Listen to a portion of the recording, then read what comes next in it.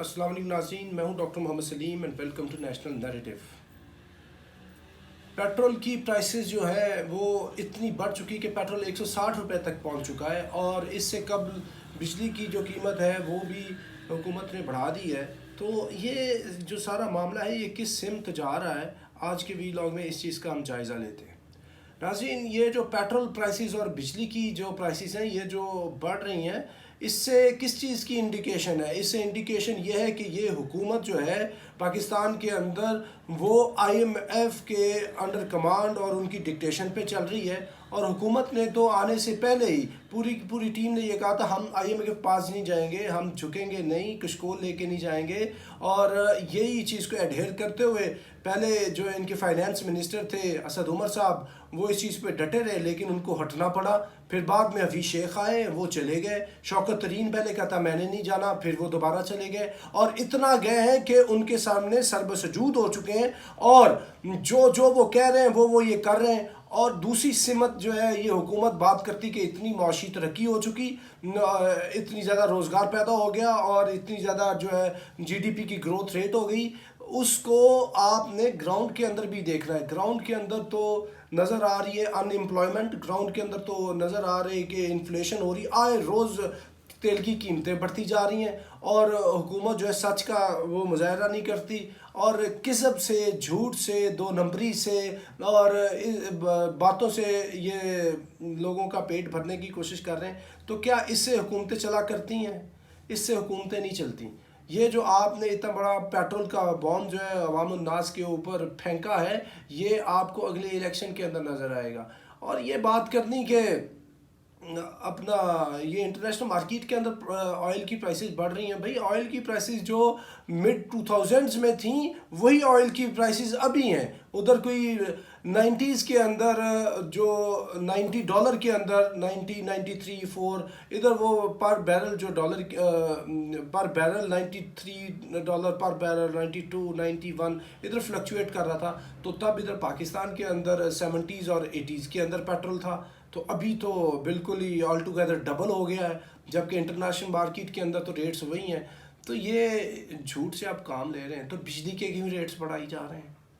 भाई ये आपकी परफॉर्मेंस मज़ीद डिटीरियोरेट होती जा रही है और आप बजाय कि रोज़गार के मौके पैदा करें और लोगों की तनख्वाहें बढ़ाएं, लोगों के लिए आसानियाँ पैदा करें, आप कहते हैं ये जो बड़े सेठ हैं, बड़े जो कारोबारी लोग हैं, उनको आप कहते हैं कि जनाब आप लोग जो है ना मज़दूरों की तनख्वाहें बढ़ा दें। वो क्यों बढ़ाएंगे?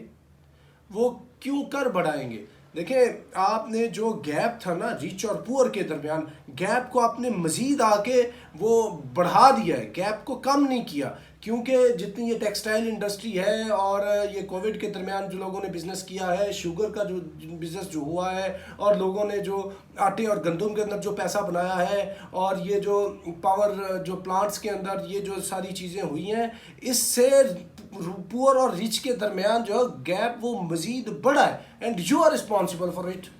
तो बजाय इसके कि आप गैप को कम करते, आपने गैप को बढ़ाया है। और जो जिन्होंने इस जुल्म से पैसा कमाया है, फार्मास्यूटिकल इंडस्ट्रीज़ ने भी, आप उनको कह रहे हैं सारे लोगों को कि जी वो लोगों की तनख्वाहें बढ़ा दें।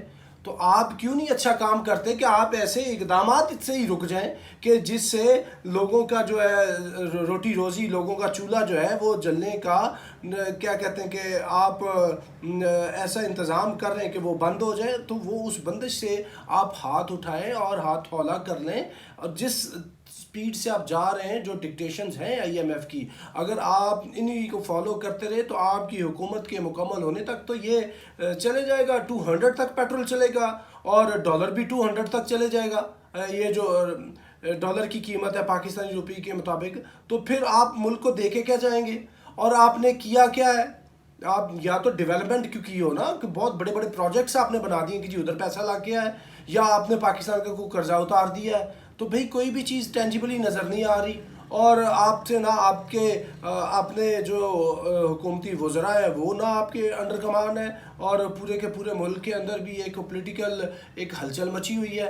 हो क्या रहा है? तकरीबन 3.25 साल हो गए आपकी हुकूमत को, लेकिन आपकी परफॉर्मेंस क्या है? 3.5 साल हो गए। ये जुलाई अगस्त के अंदर ये आपके 4 साल पूरे हो जाएंगे। तो फिर आपने किया क्या है? نظر کچھ نہیں آ رہا، نظر صرف اور صرف ہر جگہ کے اوپر غدر مچا ہوا ہے، اور اس کا آپ کو نوٹس لینا چاہیے. اور آپ فرسٹریٹ ہوئے ہیں، فرسٹریشن کے اندر کبھی آپ گالی بکتے ہیں اپوزیشن کے لوگوں کو، ان کو چور ڈاکو یہ سارا کچھ آپ کہتے ہیں، اسی کی گردان جو ہے نا وہ آپ پڑھتے رہتے ہیں. لیکن اینڈ رزلٹ کیا ہے؟ اینڈ رزلٹ یہ ہے کہ کرپشن کم نہیں ہوئی، کرپشن بڑی ہے اور بڑھتی جا رہی ہے. مہنگائی کم نہیں ہوئی، مہنگائی بڑی ہے.